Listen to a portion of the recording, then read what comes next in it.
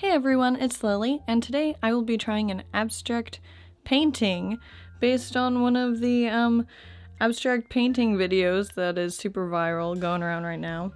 Correct me if I pronounce this wrong. The channel SurajFineArts, abstract art, is a pretty popular channel right now, and he does a lot of interesting kind of like, he squeezes tubes of paint out and then kind of works the paint around very quickly and gets some interesting designs, and the idea is that it's something that beginners can do. So I wanted to try to follow one of his videos to see if I can do it and just to see how it turns out.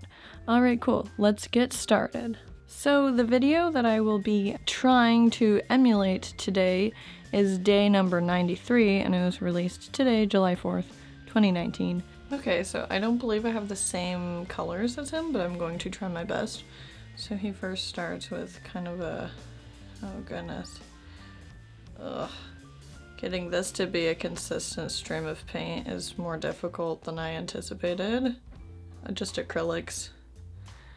I feel like I'm gonna need more paint on the canvas than this. Just following what it looks like he's doing. Okay. Then he takes a palette knife. Let me go grab my palette knife. Alright, I've got my palette knife.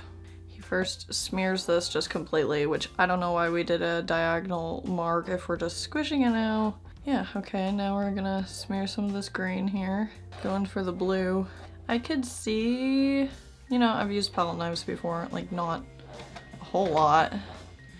But I could see how this would be actually, honestly, quite difficult for a beginner. Not that beginners shouldn't try this kind of stuff, because I think this is fun. It's kind of just going with your intuition, I suppose. That's how I would consider his art. It's very reactionary. Reacts to the canvas. Definitely more experimental, which is kind of the way I like to do my paintings. I don't know. He definitely plans where he's going to do his marks most, so he doesn't like end up contaminating the colors too bad. It's just these edges, these white edges, that are really bothering me. I want this to be a consistent cover, and I suppose that's why I don't really do palette knives too much. You can get some really cool textures, but like, man, it makes all the gaps. Like, I suppose you could say that before I had put this paint down, I could have put an underpainting down, which is probably what I would have done, just to get, you know, all these white gaps would have been a different color and it would have been more interesting. But yeah, that would have taken more time. His definitely looks better. I don't know, but you could say that that's subjective just because a lot of it is just kind of the way the paint goes. How much paint you had where, because this is all palette knife. Next step, oh, he's too fast.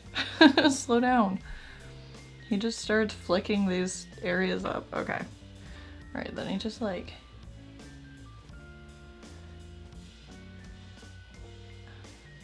And that's... Maybe I need more paint on the canvas? Ugh. Oh no, too much blue. Oh gosh, this is... He makes it look so easy. This is so tricky. I've got blue all over my hand now. Oh, palette knives, am I right? Alright, I'm doing my best. Alright, what's the next step? Just a little bit of that. Okay, and then he starts scratching some plant detailing. This isn't in one take. I'm thinking that he, I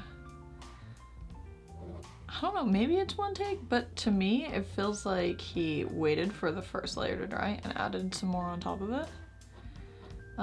Because when I'm scratching this paint to make those tree marks, it's just taking all the paint off. And in his, it looks like he left some, you know, it's leaving some of that underpainting.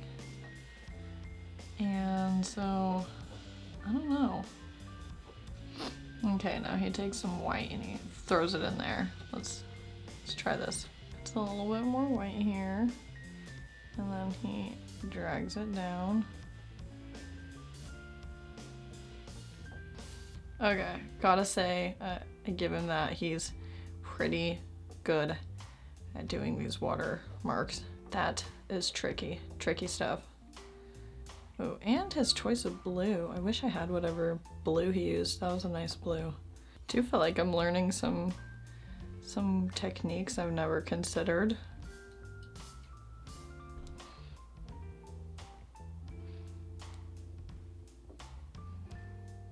Okay, and then a nice glob here for the sun.